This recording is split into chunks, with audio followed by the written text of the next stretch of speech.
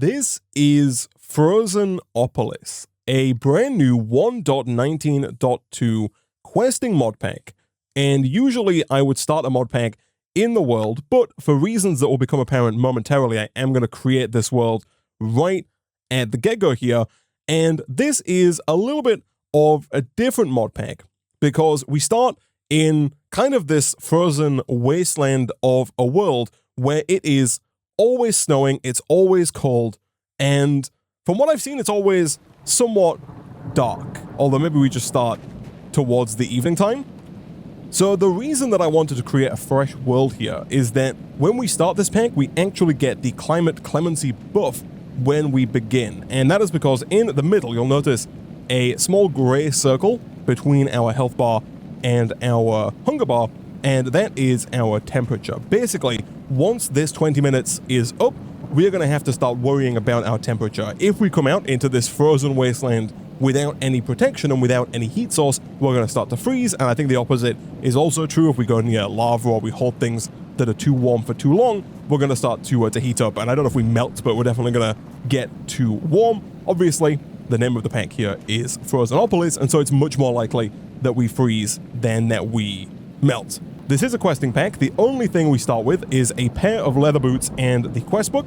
The quest book has 3 quests in the information quest line. This one is just a checkmark quest. I should point out from the get-go here that this pack is still in development. It's in beta right now, and so it's not completely finished, but the first few chapters here are ready to go, and those are what we are going to play through.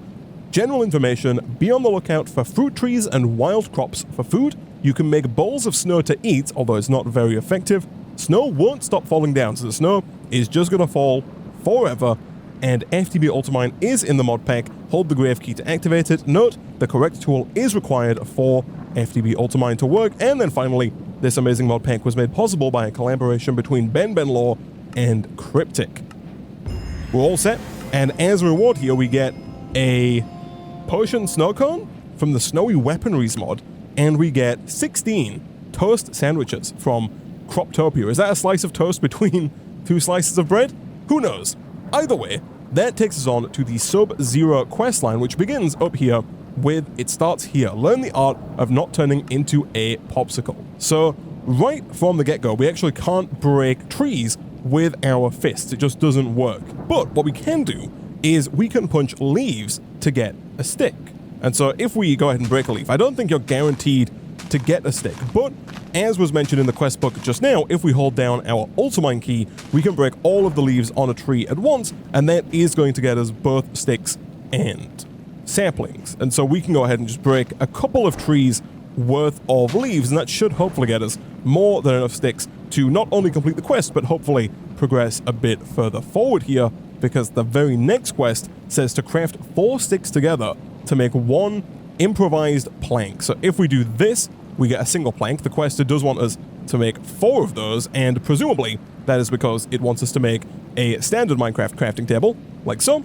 We'll place that down, and here we have a few options of where we want to go. I do think that trying to get to a campfire as soon as possible is going to be our best bet, just to make sure that we have somewhere warm to go when we do run out of our climate clemency. To get there, though, we do have to go around this way through the quest book. So we have to carve out a better world using the ice chisel to turn ice into chipped ice. I see. That is a fairly straightforward recipe. It's just sticks. And we get an ice chisel, which I believe we can use to right-click ice into chipped ice, and then I think we just break the chipped ice to get ice shards. Again, FTB Ultimine is your friend here. We do indeed get ice shards. Now, these do have a different border around the tooltip here, which makes me think that they are... Oh, they're just from the Iceopolis mod, I see. So these ice shards can be crafted into sharpened ice, like this. And this, I believe, is our early game material of choice for tools. It is. Nice. Look at that. We got an ice axe, and there's also a quest right there for an ice pickaxe as well. And while I'm at it, I feel like we might as well go and do the full Monty and just get an ice shovel. That is going to require at least 1 more stick. Can we... Oh, we can't quite reach up to that incredibly tall tree. That's fine. The apples are quite useful. The quest did say to keep an eye out for fruit trees, and I do see a fruit tree over here. So if I right-click on the fruit, we do actually get the fruit, which is quite useful. Now, I'm fairly certain that the fruit does regrow, but I'm wondering if it's worth us chopping this tree down and trying to take the fruit tree sapling to grow more fruit trees, potentially in like an underground cave, because I think that's kind of where we are headed. We're probably going to go underground to stay warm once we run out of our kind of buffer zone. Now, we do have a mod installed that prevents us from breaking the tree block by block, but it does allow us quite handily to tear the tree down all at once you've broken the bottom log a certain number of times. And I think we'll do the same thing over here as well. It's quite possible that actually we just craft the fruit, with any sapling to get fruit saplings. And so I think what we'll do is we'll take a bunch of the fruit here, and it looks like we do get more when we break the tree as well, and then we'll use that in combination with the saplings we already have to hopefully grow a reliable, whoops, that is a creeper, hopefully grow a reliable source of food in like an underground cave for the future, or at the very least in an above ground orchard that is closer to us. So the next quest, of course, is cobblestone. That is to be expected. Let me get that ice shard shovel, and let's see how far down is the cobblestone here.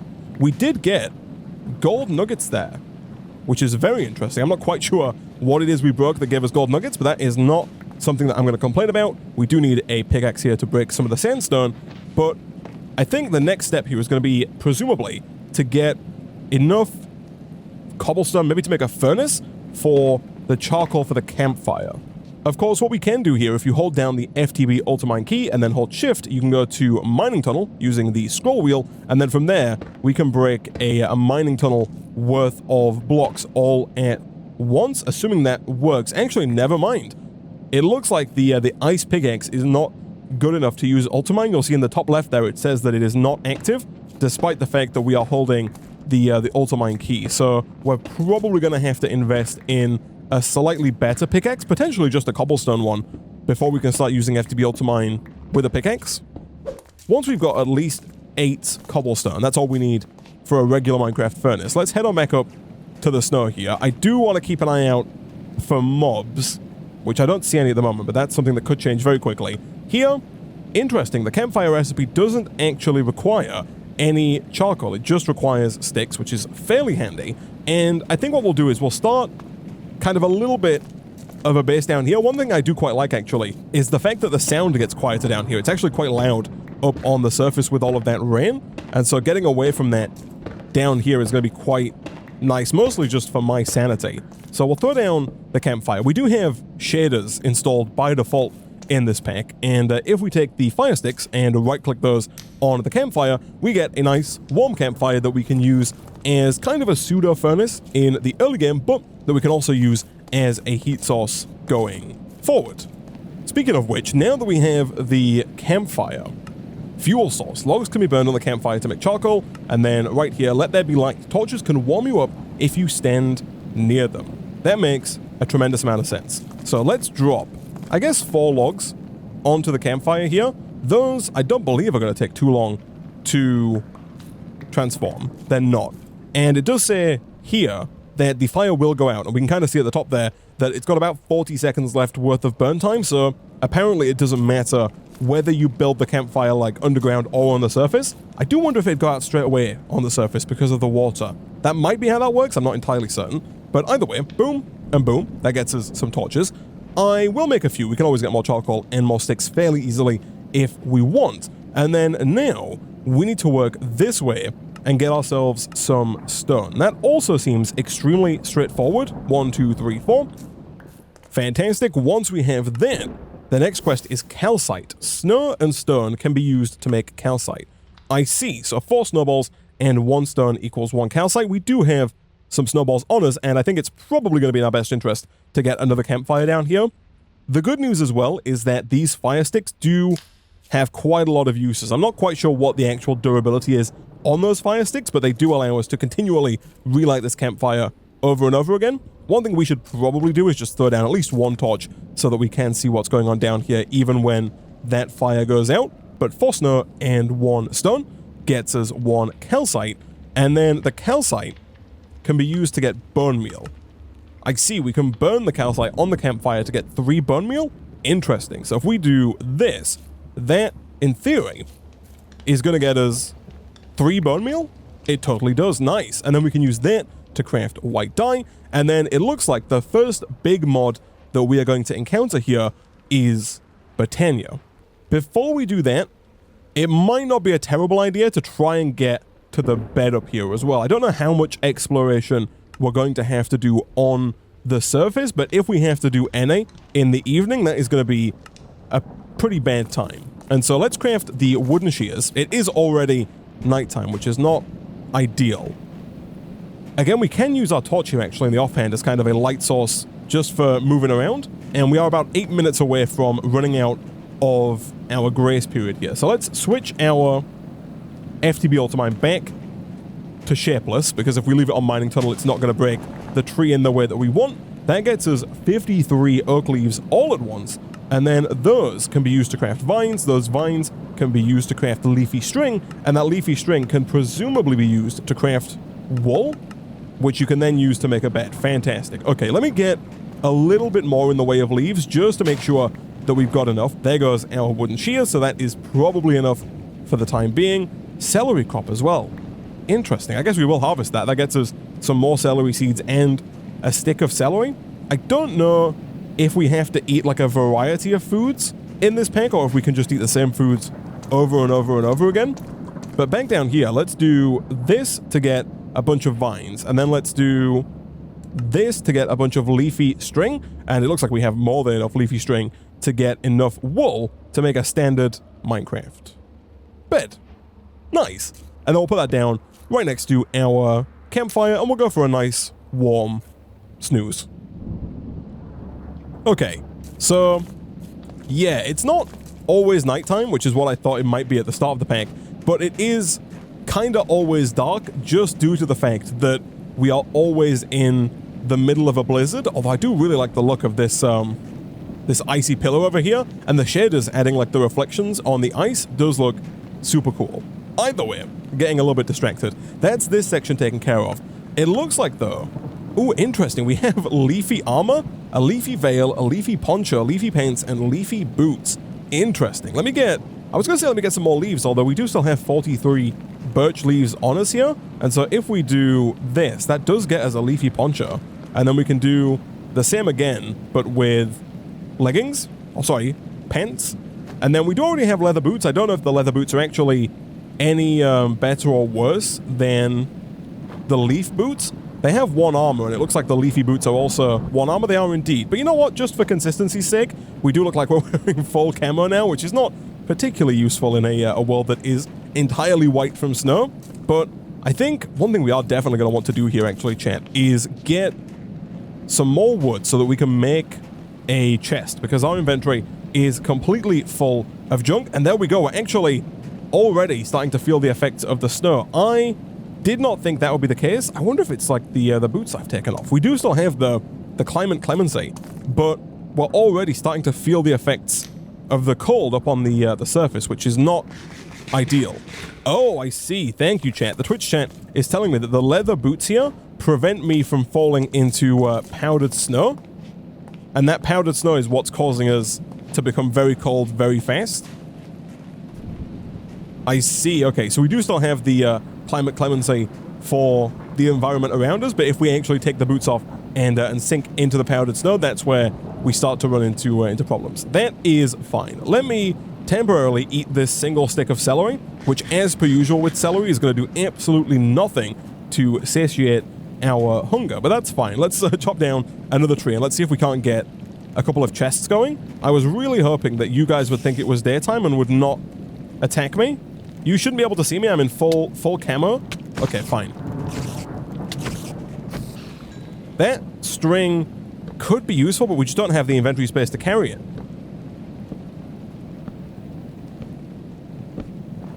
That tree was very big, but took forever to tear down. Jeez.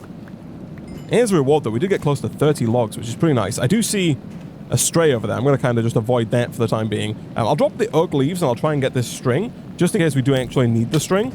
Celery, and then I don't know what we got here. I'm also going to drop this stick. That's fine. Let me get out of here. I don't want to get tanked by this jabroni. Okay.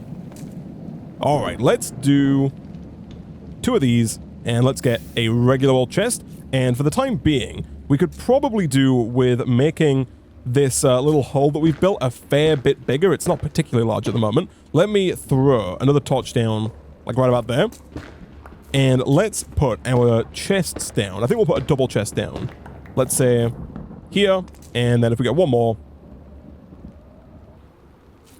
here, that's going to allow us to dump basically everything that we have. I'll keep the food on me for the time being, and I'll also, of course, keep my tools as well. But that's going to make our inventory much more manageable for the time being. I'm also not quite sure when we got an apricot. That must have been one of the fruit trees that we cut down earlier. But now that that's taken care of, let's take a look at this Britannia section of the quest line. So there are kind of 2 angles to this. On the left, we have the recipe for just a regular Minecraft bowl, which seems easy enough. It doesn't seem to be changed in any way, shape, or form.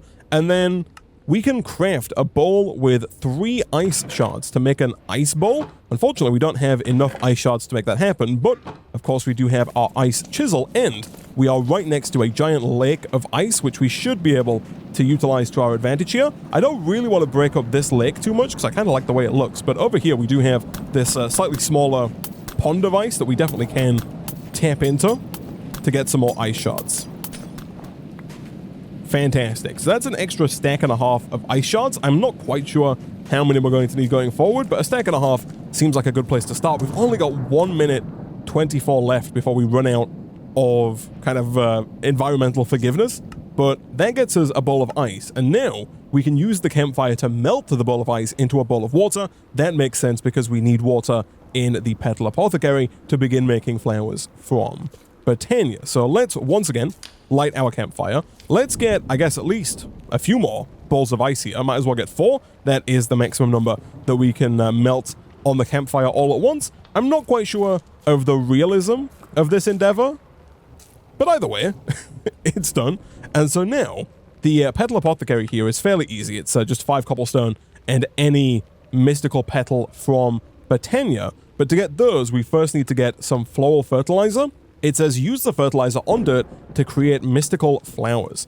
And for that, we are probably first going to have to get some mystical flowers.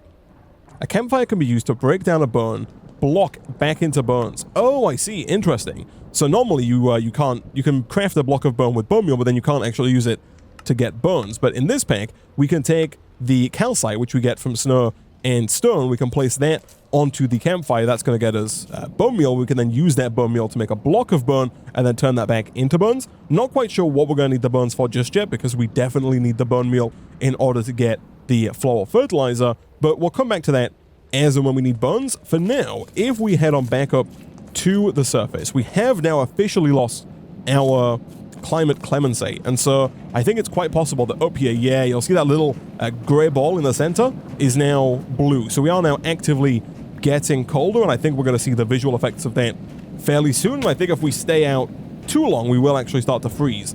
And speaking of which, I really don't want to have to fight this guy low on hunger. So I'm going to quickly head back, I'm going to eat up, and I'm going to also see if we can't make an ice sword as well.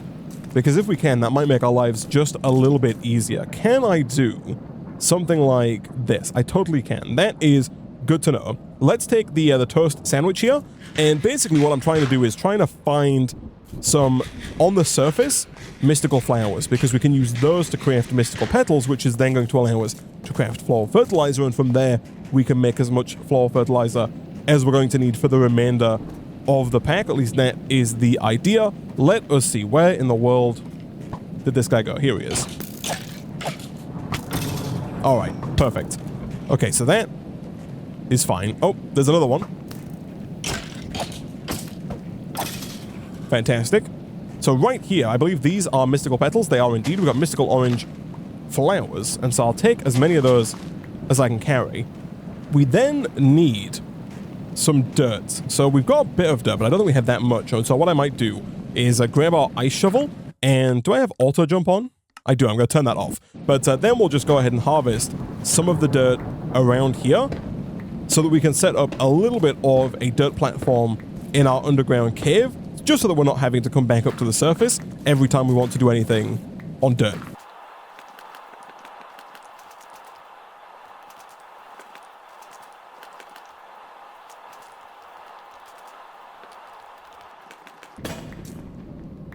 So there goes our ice pickaxe. Let's see, can we make just a regular stone pickaxe? We can. Nice. And is the stone pickaxe able to use ultimine? It's still not, which is interesting. That's fine. Let's dig out a slightly larger area, and then let's put a 5x5 area of dirt into the ground.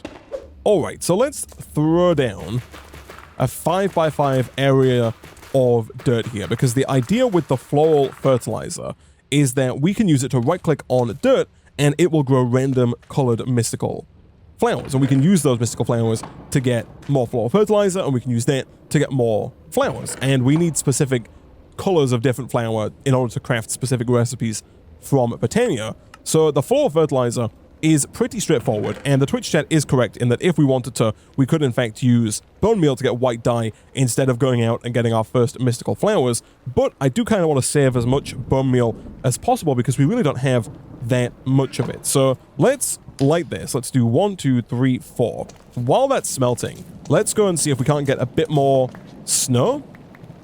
I don't want to be putting down more torches here, but I do want really as much snow as I can get. And can I ultimine with the snow? I can't, again, which is unfortunate, but I can just harvest manually. And we should probably sleep as well. It seems like it doesn't really matter too much because the mobs are still quite active during the day, but I think there might be a few more mobs out at night, so sleeping is probably worthwhile. Over here, our stone is done. Let's do this and this. That's going to get us calcite, and once again, we can do 1, 2, 3, 4, and we can get more bone meal. Now, I think it's going to be worth getting a few more campfires just to make this whole endeavor that much faster, because right now, processing a stack of cobblestone into bone meal is quite the tedious endeavor. But if we put down a few campfires, I think we can make that endeavor much, much quicker. Either way, now what we can do is we can craft our mystical flowers into petals, like so.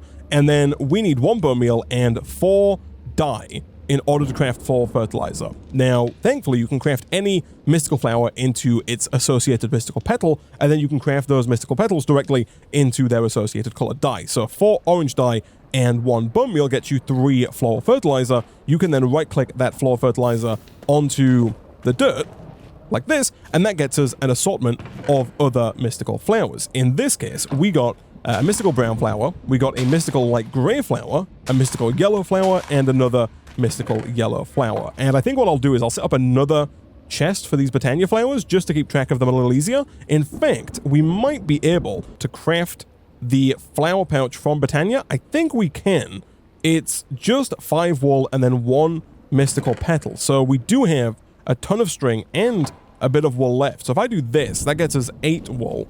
And then if we craft that, I think it was just with any old mystical petal, we have most yellow flowers. So if we do something like this and like this, we get a flower pouch, and the flower pouch is nifty because it can hold all of the different colors of flower in one pouch, as the name would suggest, which is going to make our lives easier going forward because it stops our inventory getting full up of all of the different colors of flowers. We got blue, we got light gray, we got yellow, and we got a cyan, another light gray, an orange, and a purple. So I think the one that we are probably going to be after is the white flower, because the white flower is going to allow us to make the pure daisy, and it also looks like it's required in the creation of the Glacier Flora, which is a new Botania flower that's added by the Botanic Editions add-on mod, which I'm very interested to try out.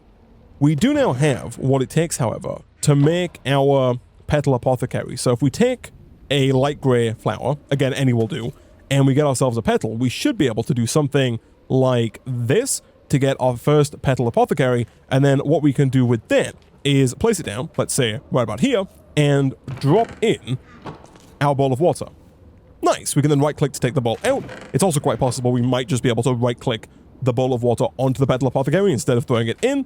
But now we can use this to craft other flowers from Botania, and I'm a fool. I should have just looked at the quest because the quest book actually gives us a flower pouch as a reward. That is my bad. There was no need for me to craft a second one. That's fine. We've got a backup now just in case we somehow lose the first one. But now it wants us to get specifically a green and a white flower. And so all we really need to do is just get more petals. Now, one thing you can do here is you can take a flower, craft it into a petal, plant that petal, bone meal those petals, and then harvest these flowers. That gets you these tall mystical flowers, and then each one of these crafts into 4 petals. And so just now, we took 2 petals, and via the use of 2 bone meal, turned them into 8 petals. And we can do the same again here. We can do 1, 2, 3, 4. Use some bone meal, 1, 2, 3, 4. Harvest all of those with ultimine. And then if we grab those out of our pouch, craft them like so, that's going to get us 20 mystical petals. Pretty handy stuff, because we can then, of course, craft that all into light grade dye and craft it with the bone meal to get a ton more in the way of floral fertilizer, which we're then going to use to try and get specifically mystical white flowers and mystical green flowers. There's the white one. And that was the green one as well. You do need to make sure that you take them out of the pouch in order to complete the quests. There we go, fantastic. And so now, the next quests are also fairly straightforward. We take one of these and one of these, craft them both up, boom and boom. That gets us mystical white petals and mystical green petals. And so now, there are a few things that we can do. It looks like the next quest that we need to do is this one right here for the pasture seed. Can be used to turn dirt into grass, can affect the area around the block. So this is a fairly simple recipe. It's 2 green petals. Of course, we do want to make sure that we don't run out of green petals, because right now these are the only green petals we've got and we don't have any more green flowers. And so once again, it is going to be worthwhile taking some bone meal and duping these petals just so that we've got some left over once we take our first 2 and drop them into the petal apothecary. Now, usually the way this works is you have to throw a seed into the petal apothecary to complete the craft. However, you'll see on the right hand side there, it says plus dirt. And so it looks like in this pack, we take a piece of dirt, throw that in, and that finalizes the craft, which is very handy indeed. We can then use that pasture seed to transform this dirt into grass. Nice. And it actually works pretty quickly as well. And of course, over time, the rest of this dirt will also become grass. And here, wooden shears can be used to collect grass. I see. I understand the premise. It wants us to make yet more bone meal, which should be fairly straightforward. We've got more snow and we've got more stone. We can do something like this, get some more calcite, drop all of that onto our campfire, make sure, of course, that our campfire is lit, and that should get us enough bone meal to get our first grass, and we should still have a pair of shears left over. I really thought we still had shears, but apparently we must have used the last of them. That is fine. We'll craft a new set very easily. And then boom, and boom. That gets us not only some more dandelions and poppies that we can use as dyes for more floral fertilizer in the future if we need it, but it also gets us the grass here. And I'm not quite sure what the use of the grass is going to be just yet, but I assume there's a reason for it. Either way, start of every farm, using bone meal on grass will create flowers and grass. Breaking the tall grass blocks has a chance to drop the seeds. Seeds can also be found in the world. Okay, so standard stuff, you right click and then you just harvest everything without the shears. That gets us a bunch of seeds. We get melon seeds, pumpkin seeds, wheat seeds. We could potentially start a farm with that, although we would need water if we wanted to actually farm, which is something we don't actually have access to just yet. So now I assume that although we could craft the pasture seed using dirt, the fact that the quest book wanted us to get regular seeds before making the pure daisy makes me think that the pure daisy does require a regular seed to craft. Thankfully, it's a fairly straightforward recipe. It's 4 mystical white petals, which again, we can duplicate very quickly. Just gotta make sure I have my pouch on me at all times. And then if we take 4 of these and drop them into the petal apothecary with some water, let's try right-clicking. Yeah, right-clicking is the better solution because you don't have to take the bucket out. We can then drop 4 petals into there, and you'll see now in the bottom right, it says plus seed. And so we can take one of our wheat seeds, and boom, we get a pure daisy. This is kind of the backbone of Botania because this is going to allow us to make both living rock and living wood. And we do get Elixir Botania as a reward. If you're new to Botania, this is just the guidebook for Botania. It tells you everything you could ever want to know about the mod, and more helpfully, if you have it in your inventory and you hover over something from Botania, you'll see it shows that little control question mark box. If you hold down the control key, it will open the book to that specific page about that specific item, which is particularly useful, and I think it also works in JEI as well. So if you just hover over something, it will take you to that page. So now that's taken care of. Living rock can be made by placing down stone around the pure daisy. When I say around, any of the 8 blocks directly surrounding the Pure Daisy can be used. So if we were to once again smelt up some cobblestone here, and you know what, we'll do all three. We'll get all three of these firing on all cylinders. That should get us 12 stone fairly quickly. We can then take 8 of that and place it down, there's our 12, around the Pure Daisy, like so. That is going to slowly but surely transform the stone into living rock, and then we can use that to get our very first mana pool. Along the right-hand side here, it's a very similar idea. We can place down Minecraft logs, and those will transform into living wood logs. Alright, so that timed kind of badly, but that's fine. We just broke our pickaxe. I'm making this room 1 block taller because I'm not really a huge fan of the too high ceiling. But let's do this, get another pickaxe, and we can use our ultimine to break all of the living rock at once, and of course replace that with some standard oak logs. 1, 2, 3, 4, 5, 6, 7, 8. And once again, while we wait for those to transform, I think it takes about 90 seconds, maybe 2 minutes for those to transform. We'll go ahead and make this roof just a little bit taller. Perfect timing. We now have our living wood logs. Unfortunately, these we cannot ultimine. Not entirely certain on the reasoning behind that. It could be the fact that we're using an ice axe and not a cobblestone axe, but either way, there is 8 living wood logs. And so those can be used to craft these living wood twigs. 2 living wood logs equals 1 living wood twig. We want to get 3 of these because we can then craft those like this with 2 of any colored petals. We'll go green and white, and that gets us a Wand of the Forest. That's this quest right here, used to link mana pools and spreaders together. And those are kind of the next quests. We've got one here for the mana spreader. I'll go ahead and bookmark that. You can press A while hovering over a recipe to bookmark it in the top left. And then over here, the recipe for the mana pool isn't available yet. That's because it wants us to first make the Glacier Flora. This is actually a pretty straightforward recipe. It's 4 mystical light blue petals and then 3 white petals. So white petals we have. Again, our inventory is constantly getting so full. But let's check our flower pouch. White petals we have, and light blue we have the ability to get as well, which is fantastic. We'll take those. We'll take our bone meal, and we'll do a little bit of duplicating here. We need at least 1 more white petal so that we can get more in the future. And then we need quite a few more light blue petals. We'll take you, we'll craft those down, boom, and boom. And then over here, we'll take our 3rd bowl of melted ice water, drop that in, and then if we go 1, 2, 3, with 1, 2, 3, 4, and of course a standard issue seed. Any seed will work, by the way. Usually modded seeds also work. Let's try with the celery seed. It totally works. Fantastic. That gets us the Glacier Flora, which is a super interesting flower that generates mana when snow is falling on it. And as luck would have it, we have unlimited snow. It never stops snowing. So now we have access to the mana pool. Super easy recipe. It's just 5 living rock, like so.